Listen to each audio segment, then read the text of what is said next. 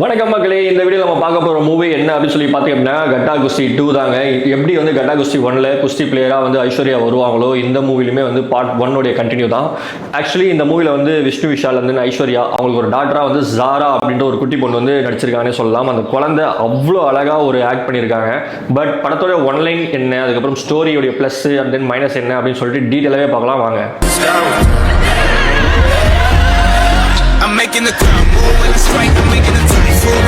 இந்த மூவியை வந்து டைரக்ட் பண்ணது செல்லையாவு. ஆக்சுவலி இந்த படத்தில் வந்து நிறைய கேஸ்ட் கொண்டு வந்திருக்காங்கன்னு சொல்லலாம். பார்ட் 1 கூட கம்பேர் பண்ணாக்கா இந்த பார்ட் 2ல வந்து யோகி பாபு, ரம்யா கிருஷ்ணன் அண்ட் தென் ஒரு டீச்சராக வந்துட்டு வர மோக்ஷா, அவங்க வந்து ஒரு நாட்டாமை படத்தில் எப்படி வந்து ஒரு கன்னட டீச்சராக வருவாங்களோ அதே மாதிரி இந்த மூவியில் வந்து ஒரு கிளாஸ் டீச்சராக வந்து வராங்க. பெருசாக வந்து அவங்களுக்கு வந்து ஒரு ஸ்கோப் தரல அப்படி தான் நம்ம சொல்ல முடியும். ஒரே ஒரு அப்படி போடு அப்படின்ற பாட்டுக்கு மட்டும்தான் அவங்க வந்து நல்லா டான்ஸ் பண்ணியிருக்காங்கன்னு சொல்லலாம். கொஞ்சம் ரசிக்கிற மாதிரி இருக்குன்னே சொல்லாங்க. இந்த மூவியோட ஸ்டோரி என்ன அப்படின்னு சொல்லி பார்த்தீங்கன்னாக்கா விஷ்ணு, அதாவது வீரா அப்படின்ற கேரக்டரில் விஷ்ணுவும் அண்ட் தென் ஐஸ்வர்யா வந்து கீர்த்தி அப்படின்ற கேரக்டரில் எப்படி பார்ட் 1ல இருக்கோ அதே மாதிரி தான். அவங்க வந்து ஒரு பொண்ணு, அழகான ஒரு ஃபேமிலியாக வந்து வீரா அந்த ஹஸ்பண்ட் வந்து வாழ்ந்துட்டு வராங்க. வீரா முக்கியமாக இந்த படத்தில் வந்து ஒரு ஹவுஸ் ஹஸ்பண்ட் கேரக்டர் நடிச்சிருக்காங்க. கோச் வந்து அட்வைஸில் வந்து வீரா அவங்க ஒய்ஃப்க்கு ஒரு போதைப் பொருளாக வந்து கலந்து தராங்க. சாப்பாட்டில் வந்து அவங்களுக்கே தெரியாமல் வந்து ஒரு ட்ரக் வந்து கலந்து தராங்க. அதனால் வந்து ஐஸ்வர்யா வந்து ஒரு 1 இயர் வந்து பேன் ஆகுறாங்க. அதனால் பெரிய விஷ்ணு விஷாலுக்கும் வந்து ஐஸ்வர்யாவுக்கும் வந்து சண்டை வருது. ஸோ அந்த சண்டையிலேருந்து எப்படி வந்து அவங்க வந்து ஒன்று சேர்றாங்க, இந்த பார்ட் 1ல வந்து எப்படி வந்து கிளைமேக்ஸில் வந்து ஹஸ்பண்ட் அண்ட் ஒய்ஃப்க்கு வந்து ஒரு குஸ்தி போட்டு வைக்கிறாங்களோ, யார் வின் பண்ணுறாங்க, என்ன ஆக போகுது அப்படின்னு சொல்லிட்டு பார்க்குற ஆடியன்ஸ்க்கு இந்த படத்தில் வந்து கிளியராகவே தெரியுது இதே தான் நடக்க போகுது திருப்பி அப்படின்னு சொல்லிட்டு. ஃபர்ஸ்ட் ஹாஃபை விட செகண்ட் ஹாஃபில் வந்து வர காமெடி சீன்ஸ் எல்லாமே வந்து கனெக்ட் ஆகுதுன்னே சொல்லலாம். ஃபர்ஸ்ட் ஹாஃபில் வந்து கொஞ்சம் மொக்கையாக போகுது அப்படின்னு சொல்லலாம் காமெடி சீன்ஸ் எல்லாமே.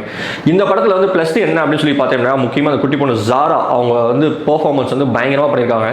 அண்ட் தென் செகண்ட் ஹாஃபில் வந்து கருணாஸ் பார்த்தீங்களா, அவங்களுடைய காமெடி எல்லாமே பயங்கரமாக ஒர்க் அவுட் ஆகின்னு சொன்னாங்க. பேக்ரவுண்ட் மியூசிக் பார்த்தீங்க அப்படின்னாக்கா இந்த படத்தில் வந்து பயங்கரமாக பேக்ரவுண்ட் மியூசிக் வந்து கொடுத்துருக்காங்க. அது வந்து ஒரு சீனுக்கும் பார்க்குற ஆடியன்ஸ்க்கு வந்து பயங்கரமாக கனெக்ட் ஏற்படுத்துதுன்னே சொல்லலாம். படத்தில் வந்து மைனஸ் என்ன அப்படின்னாக்கா ஒரு சில காமெடி வந்து கனெக்டே ஆகலை, அது சிரிப்பே வரமாட்டேருந்து, அதெல்லாம் வந்து கொஞ்சம் அவாய்ட் பண்ணிருக்கலாம்னே சொல்லலாம் அந்த மாதிரி காமெடி எல்லாமே. அண்ட் தென் ரம்யா கிருஷ்ணன் வந்து ஒரு கேமியோ ரோல் பண்ணியிருக்காங்க.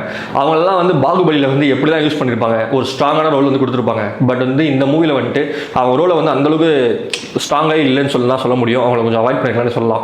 அண்ட் தென் லாஸ்ட் கிளைமேக்ஸில் மட்டும் வர யோகி பாபுவை கிளைமேக்ஸில் மட்டும் வைக்காம படம் ஃபுல்லாகவே கொஞ்சம் ட்ராவல் பண்ணி வச்சிருக்கலாம்னே சொல்லலாம். கிளைமேக்ஸில் மட்டுமே ஏன் வந்து வைக்கணும் அப்படின்ற மாதிரி கொஞ்சம் இருக்குது. அதுக்கப்புறம் ஃபர்ஸ்ட் ஹாஃபில் வந்து கருணாகரன் அவர் வந்து பண்ணுற காமெடி எல்லாமே வந்து கொஞ்சம் கூட கனெக்டே ஆகலைங்க, அதான் கொஞ்சம் அவாய்ட் பண்ணிக்கலாம். தென் நம்ம வந்துட்டு ஒரு இது வந்து ஒரு காமெடி மூவி இல்லை அப்படின்னு சொல்லிட்டு நம்ம பார்த்தோம் அப்படின்னாக்கா படத்தில் வந்து நிறைய ஃப்ளாஸ் இருக்கும். பட் இது வந்து ஜஸ்ட் ஒரு காமெடி ஃபிலிம் தான் அப்படின்னு சொல்லி பார்த்தாக்கா ஒரு குட் என்டர்டைன்மெண்ட் டு வாட்ச்னே சொல்லலாம். மொத்தத்தில் நான் வந்து இந்த படத்துக்கு வந்து 10க்கு 7 அப்படின்ற ரேட்டிங் வந்து தருவாங்க. நீங்கள் வந்து என்ன ரேட்டிங் கொடுப்பீங்க, and then உங்களுக்கான கமெண்ட்லாம் என்னென்ன இருக்குது அப்படின்னு சொல்லிட்டு கீழே வந்து கமெண்ட் பண்ணுங்கள். இதே மாதிரி நெக்ஸ்ட் மூவி ரிவ்யூ பார்க்கணும் அப்படின்னா நம்ம சேனல் வந்து மறக்காமல் சப்ஸ்கிரைப் மட்டும் பண்ணிக்கோங்க மக்கள். இந்த வீடியோ பிடிச்சிருந்தா லைக் பண்ணிட்டு உங்கள் ஃப்ரெண்ட்ஸ் அண்ட் ஃபேமிலிக்கு வந்து ஷேர் பண்ணுங்கள். தேங்க்யூ.